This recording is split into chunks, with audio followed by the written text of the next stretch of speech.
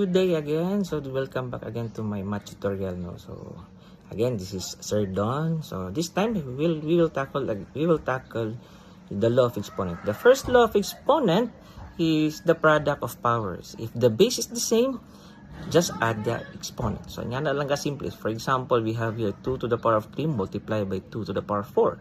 Since they are the same in base, so just copy the base and add the exponent. So 3 plus 4 is 7. And then 2 to the power of 7 is equals to 128. So for example, apply into sum of variables. So for example, x to the power of 4 multiplied by x to the power of 6. So if you since the base is the same, just copy the base and add the exponent. So 4 plus 6, that is 10. So x to the power of 10. So let's have second example.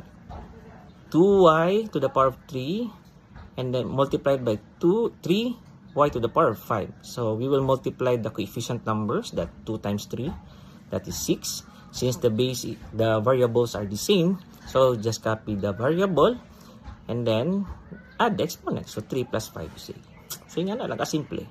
And the third example. So what if, no, basta may mga tana sa inyo ha. What if the variable or the base is not the same? So just simply. So for example, number 3. In our example number 3, the variable is not the same. So sa inyong buhatan, just multiply the coefficient number. So 4 times 2, that's 8. And then just copy the variable and the exponent. You are not allowed to add the exponent because they are not the same in variable or base. Is that clear?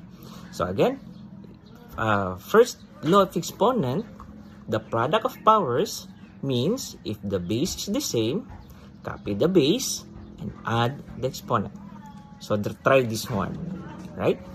So if you have free time, try to solve this one and go to your parents or math teachers, or you can send me your answer.